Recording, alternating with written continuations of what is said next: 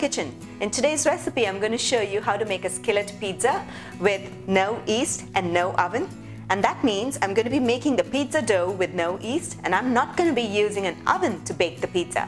So without wasting any time, let's dive right in to see how to make this pizza.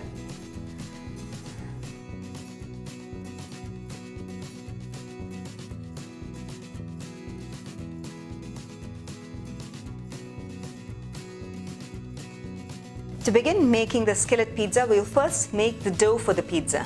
Most often the dough is made out of yeast and set to rise, but here I'm going to be using a dough without yeast by just adding some baking powder and salt. I have here with me some flour, which is a 50-50 flour, 50% of whole wheat flour and 50% of all-purpose flour, that's maida. You could choose to use the whole wheat flour completely or the all-purpose flour completely. It's personal choice. Okay, I'm going to add in some baking powder. Baking powder adds to the fluffiness of the pizza and works similar to the yeast a little bit, and some salt. We'll mix all the ingredients together and add little water at a time to make a soft and a smooth dough.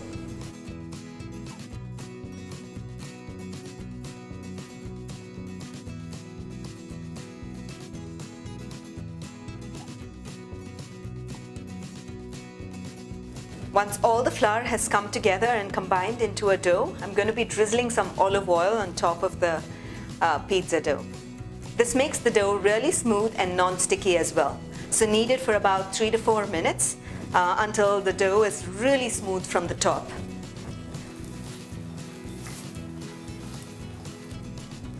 Once you have kneaded the dough really well, we'll cover the dough and allow it to rest for about 10 minutes. And in this 10 minutes, we'll go ahead and prepare the topping for our pizza.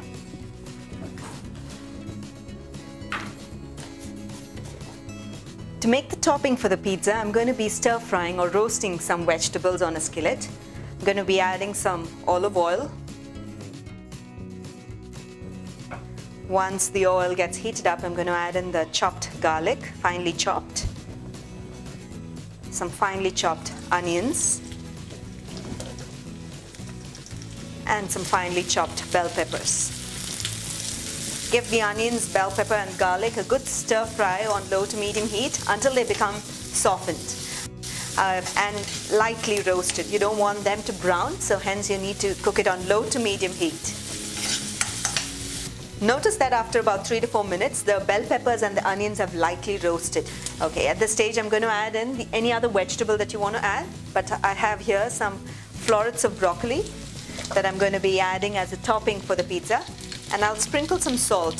So when you sprinkle some salt over the broccoli, it'll start sweating a little bit and getting lightly cooked.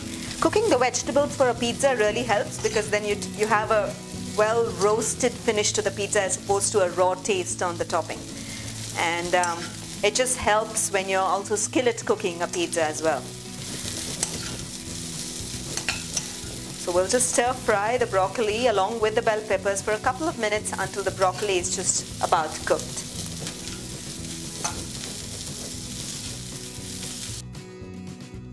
So now that our vegetables are ready and our dough is also well rested, I have divided the dough into 2 portions.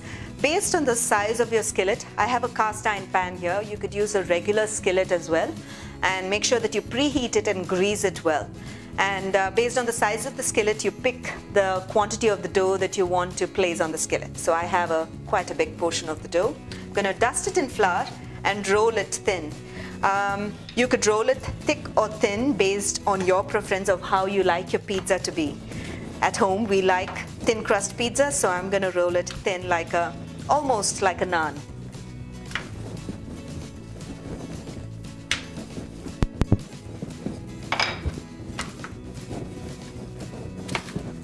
Now before you place your rolled out dough on the skillet, make sure you dust it well on both the sides. The reason being is because mine is a cast iron skillet, it can stick to the bottom. Although I've greased the skillet really well, I have to make sure that I dust the pizza dough well as well. You will know that the pizza dough is getting cooked when you notice some small bubble pockets that are coming out, and when you actually gently lift the pizza with a spatula, you will notice that the bottom is getting slightly browned as well. So that's how I know. I just, with trial and error, I just pick up the pizza just to make sure the bottom is getting lightly brown. Another thing I'm going to do now is to add a little more flavor to the pizza. I'm going to add in some olive oil and brush it around the top and the sides of the pizza. So what this does is also adds to an additional crunch to the pizza and flavor as well. So that's it. And to this, I'm going to add in the tomato basil sauce that I prepared earlier. You can also use a ready-made pasta sauce or a pizza sauce. It's purely your choice. Or you could not add any sauce at all. Both will work. Okay. Once you add the sauce, I'm going to top it with the roasted vegetables that we made earlier. Just scatter the vegetables all around the pizza.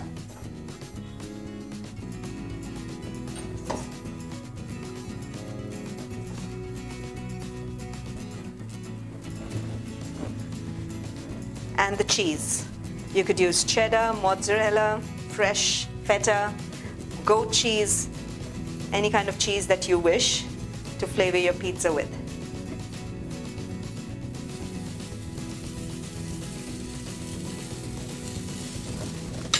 I'm going to cover the pizza pan, so the steam that is created will help melt the cheese and cook the pizza dough throughout as well. So this will take about 2 to 3 minutes maximum, and your pizza will be ready as soon as you notice that the cheese has begun to melt.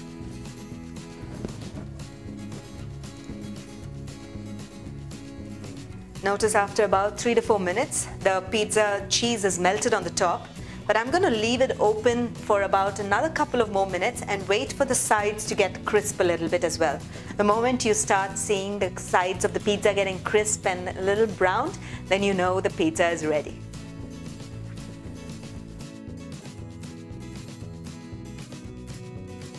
I hope you enjoyed watching the recipe of how to make the skillet pizza right in your kitchen that has no yeast, and you don't have to bake in an oven, but just a skillet and a stuffed top. Do give this recipe a try in your kitchen. When you do, share your feedback in the comments below. Until then, until next time, happy cooking and healthy eating.